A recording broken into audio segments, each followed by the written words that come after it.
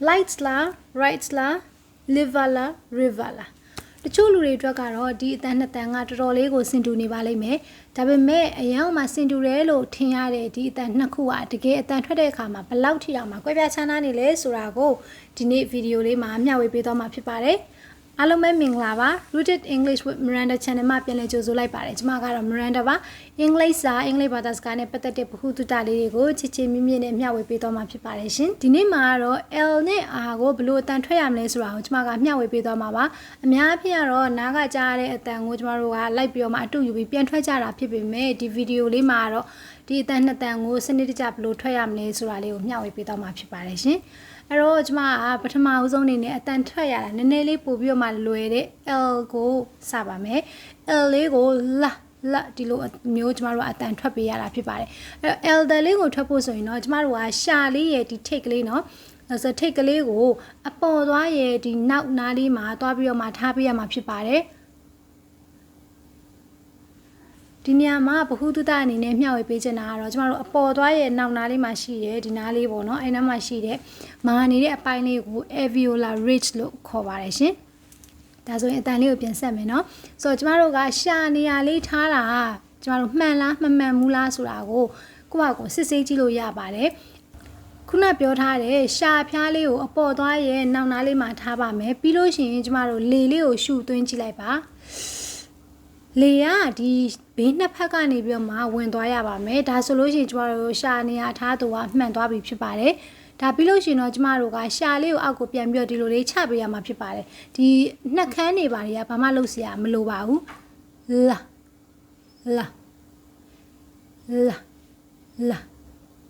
ရမယ်လို့မျှော်လင့်ပါတယ်ဒါဆိုရင်ဥပမာစကားလုံးလေးတွေလေ့ကျင့်ကြည့်ရအောင်နော် lemon slide ball coal leaf ခုတစ်ခါမှာဆက်ပြီးတော့စာကြောင်းလေးတွေကိုလေ့လာကြည့်ရအောင်ပါ Lemonade is lovely on a hot day Lemonade is lovely on a hot day. Little Lucy played with her doll.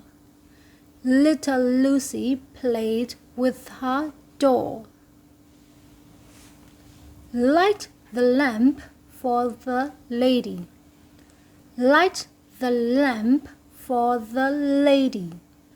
ဒီနေရာမှာ the ဆိုတဲ့အတန်လေး th အတန်လေးပါ th အတန်ထွက်ပုံထွက်နည်းလေးတွေကိုကျွန်မကဗီဒီယိုလေးတစ်ခုတင်ဆက်ပေးထားတာရှိပါတယ် th အတန်ဘယ်လိုထွက်ရလဲဆိုတာကိုသိချင်ရင် comment မှာသွားကြည့်ပြီးတော့မှဗီဒီယိုလေးကိုလေ့လာလို့ရပါတယ်ရှင်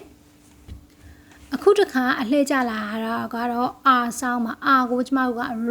r ဆိုတဲ့အတန်လေးထွက်ရပါတယ်ဒီ r တန်လေးကိုထွက်တော့မယ်ဆိုလို့ရှိရင်ကျွန်မတို့ကရှာရဲ့ဒီအရင်ပိုင်းနောက်ပိုင်းလေးကနေပြီးတော့မှဒီအန်သွားရဲ့အပေါ်အန်သွားရဲ့ဒီအတွင်းတဲ့လေးကိုသွားပြီးမှထိပေးရမှာဖြစ်ပါတယ်အဲ့လိုထိနိုင်ဖို့ရအတွက်ဆိုရင်တော့ကျမတို့ကပထမအဦးဆုံးရှာလေးရဲ့အလယ်လေးကိုခွက်ပေးရမှာဖြစ်ပါတယ်ဒါမှဒီဘေးနှစ်ဖက်လေးကအပေါ်လေးကိုတက်သွားပြီးတော့ဒီနေရာမှာသွားထိတဲ့အခါမှာအဆင်ပြေသွားမှာပါအဲ့လိုလုပ်ပြီးသွားတယ်ဆိုလို့ရှိရင်ကျမတို့ကဒီခုနကတော့ L sound လေးမှာတော့ကျတော့ရှေ့ရှာရဲ့ရှေ့ထိတ်ကလေးကဒီအပေါ်သွားထိရတယ်ပေါ့နော်ဒါပေမဲ့ဒီ R sound လေးထွက်တော့မယ်ဆိုရင်ရှာရဲ့ရှေ့ပိုင်းလေးကရှာဖျားလေးကဘယ်ဝိုးမှမထိရဘဲနဲ့လွတ်နေရမှာဖြစ်ပါတယ်ဒီနေရာကိုသွားထိလို့မရပါဘူးเนาะဆိုတော့အဲ့ဒီနေရာမှာအတန်လေးရှာလေးထားတာမှန်လားမမှန်ဘူးလားဆိုတာကိုကျမတို့ကစစ်ဆေးကြည့်ဖို့ရအတွက်ခုနလို L အတန်လေးလိုပဲလေလေးကိုရှုသွင်းကြည့်ပါမယ်ဒီလိုမျိုးရှုသွင်းလိုက်တဲ့အခါမှာလေကဒီအလယ်ကနေပြီးမှဝင်သွားတယ်ဆိုလို့ရှိရင်တော့ရှာထားသူကမှန်သွားပါပြီအဲ့လိုမဟုတ်ဘူးလေကမဝင်ဘူးဆိုလို့ရှိရင်အဲ့ဒါရှာရဲ့ထိပ်ဖျားလေးရလေရှာဖျားလေးတနေရာကိုသွားပြီးမှထိပြီးတော့မှလေလန်းချောင်းပိတ်သွားလို့ပါအဲ့ဒါဆိုရင်မမှန်သေးပါဘူးရှာလေးကလုံးဝလွတ်နေရမှာဖြစ်ပါတယ်နော်ဒါပြီးရင်တော့ကျမတို့နှက်ခမ်းမှာခုနကတော့ L တန်လေးထွက်ဖို့ရအတွက်ဆိုရင်နှက်ခမ်းကဘာမှလုပ်စရာမလိုပေမဲ့ R တန်လေးထွက်ဖို့မယ်ဆိုရင်တော့နှက်ခမ်းလေးကကျမတို့ O တန်လိုမျိုးရှေ့လေးနည်းနည်းလေးထော်ပေးရမှာပေါ့နော်ဒါပေမဲ့လို့ O လိုမျိုးအရင်ကြီးနှက်ခမ်းကြီးစုပြီးတော့ထော်ရတာတော့လည်းမဟုတ်ပါဘူးဒီလိုလေးပါအဲ့လိုလေးလုပ်ပြီးသွားပြီဆိုရင်တော့ကျမတို့ကအတန်ထွက်တော့မယ်ဆိုရင်မေးရိုးလေးကိုချပေးရမှာဖြစ်ပါတယ် ra ra ra ra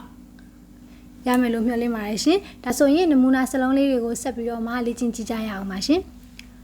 red red river river rainbow rainbow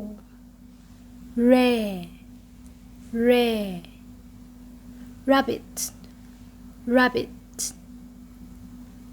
ထပ်ပြီးတော့ကျမတို့စာကြောင်းလေးတွေကိုဆက်ပြီးတော့မှလေ့ကျင့်ကြည့်ပါမယ်နောက်ကနေပြီးတော့မှလိုက်ပြောကြည့်ပါနော် Robert ran to the river to rest Robert ran to the river to rest ဒီနေရာမှာ to rest လို့အတန်မထွက်ပါဘူး to rest လို့အတန်ထွက်ရတာဖြစ်ပါတယ် to ကိုထပ်ဆိုပြီးတော့အတန်ထွက်တာပါကျမတို့ရှွာဆောင်းလေးပါရှွာဆောင်းနဲ့ပတ်သက်ပြီးတော့ဗီဒီယိုလေးတစ်ခုပြည့်စုံလေးတင်ဆက်ပေးထားတာရှိပါတယ်ကျမကဗီဒီယိုလေးကို comment မှာ link လေးချပေးထားပါမယ်တကယ်လို့ရှွာဆောင်းလေးနဲ့ပတ်သက်ပြီးလေ့ကျင့်ကြည့်နဲ့လေ့လာခြင်းနဲ့ဆိုလို့ရှိရင် comment ကနေတစ်ဆင့်တော့ပြီးတော့မှလေ့လာကြည့်လို့ရပါတယ်ရှင် The rapid green frog jumped over the bridge The rapid green frog jumped over the bridge. Ryan gave a red rose to Reese. Ryan gave a red rose to Reese. How lovely. ကဲအခုတစ်ခါမှာတော့ကျမတို့ minimal pairs လေးတွေကိုဆက်ပြီးတော့မှလေ့လာကြည့်ပါမယ် Right light Right light pray play pray play grass glass grass glass fry fly fry fly river liver river liver minimal pairs လေးတွေကိုပါလေ့ကျင့်ပြီးသွားပြီဆိုရင်တော့ just time မှာ quiz လေးမေးကြည့်ပါမယ်ဖြေကြည့်ပါနော်ကျွန်မစကားလုံးလေးတစ်လုံးကိုပြောလိုက်တယ်ဆိုလို့ရှိရင်ဒါက L sound လား R sound လားဆိုတာကိုဖြေပေးရမှာဖြစ်ပါတယ်ရှင် light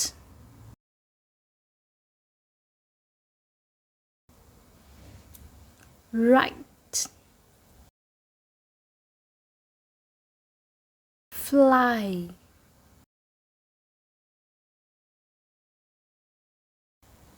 play fry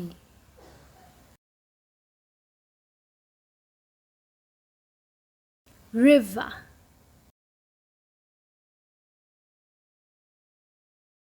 glass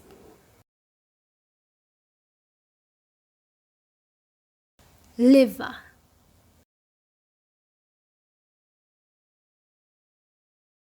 pray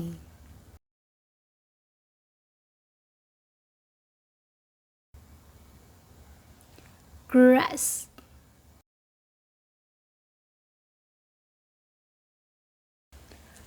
အလုံးဘယ်နှလုံးမှန်နေဆိုတာကိုလည်း comment လေးမှာရေးပေးခဲ့ကြပါအောင်ရှင်